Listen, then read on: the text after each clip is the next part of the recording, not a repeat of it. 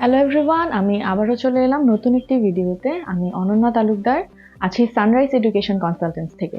আজকে আমি কথা বলবো ফিনল্যান্ড নিয়ে। ওয়ার্ল্ডের 4-5টি শান্তিপ্রিয় দেশের কথা বলতে গেলে ফিনল্যান্ড তার মধ্যে অন্যতম।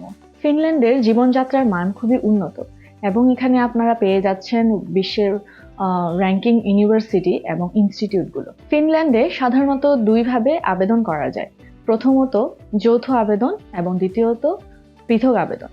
যৌথ আবেদনে আপনি সাধারণত 6টি ইউনিভার্সিটি অ্যাপ্লিকেশন করতে পারবেন একই সাথে, এবং পৃথক আবেদনে আপনি আলাদা আলাদা ইউনিভার্সিটিতে অ্যাপ্লিকেশন করতে পারবেন। সেপ্টেম্বর সেশনের জন্য যৌথ আবেদন জানুয়ারি মাস থেকে শুরু হয়, কিন্তু কিছু আবেদন সেপ্টেম্বর মাসেও খোলা থাকে, কিন্তু সেখানে প্রোগ্রামের সংখ্যা কিছুটা অল্প। কিছু ইউনিভার্সিটি তাদের আবেদনের যে সময়সীমা রয়েছে সেই সময়সীমার বাইরেও ওপেন রাখে।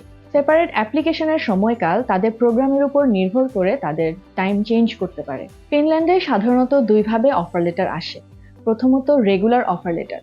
আপনি যদি রেগুলার অফার লেটার মিস করে থাকেন সেক্ষেত্রে আপনার কন্ডিশনাল অফার লেটারেরও সুযোগ রয়েছে। তো বুঝতেই পারছেন, আপনার অফার লেটার নিয়ে চিন্তা করার কোনো কারণ নেই। ব্যাচেলরে সাধারণত প্রথম বছরের জন্য স্কলারশিপ দেওয়া হয় না, তবে আর্লি বার্ড স্কলারশিপ এবং ডিসকাউন্ট পাওয়া যায় 15 to 50 আপ পর্যন্ত। মাস্টার্সের জন্য সিজিপিএ, মোটিভেশনাল লেটার, আইএলটিএস এবং সেট স্কোর এবং জব এক্সপেরিয়েন্সের উপর বেস্ট করে স্টুডেন্টরা 100% পর্যন্ত স্কলারশিপ পেতে পারে। এবার আসি ব্যাংক স্টেটমেন্টে।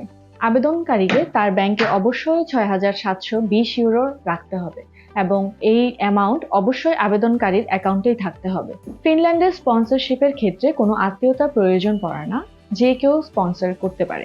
স্পন্সর তার অ্যাকাউন্ট থেকে আবেদনকারীর অ্যাকাউন্টে ফান্ড ট্রান্সফার করতে পারেন এবং স্পন্সরকে 6 মাসের ব্যাংক স্টেটমেন্ট রাখতে হয়। ফিনল্যান্ডে ব্যাচেলর বা মাস্টার্স ডিগ্রি শেষ করার পর 2 বছরের পোস্ট স্টাডি ওয়ার্ক ভিসা পাবেন। এই সময়টাতে চাকরি করার অপরচুনিটি রয়েছে।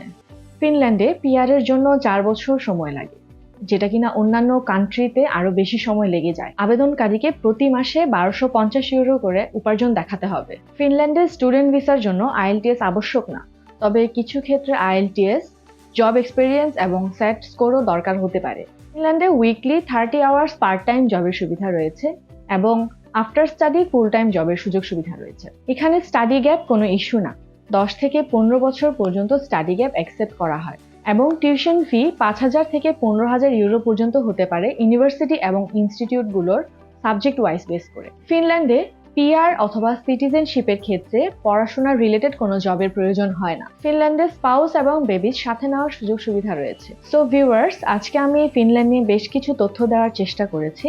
এর বাইরেও যদি আর কিছু জানার থাকে স্ক্রিনে দেওয়া নাম্বারে আমার সাথে যোগাযোগ করতে পারেন অথবা অফিসে এসে ভিজিট করতে পারেন। এখানে রয়েছি আমি এবং দক্ষ কাউন্সিলর। সো আজ এই পর্যন্তই। আগামীতে আমি আবার নতুন কোনো ভিডিওতে নতুন কোনো তথ্য নিয়ে হাজির হব। ততদিন সবাই ভালো থাকবেন আর আমাদের ইউটিউব এবং ফেসবুক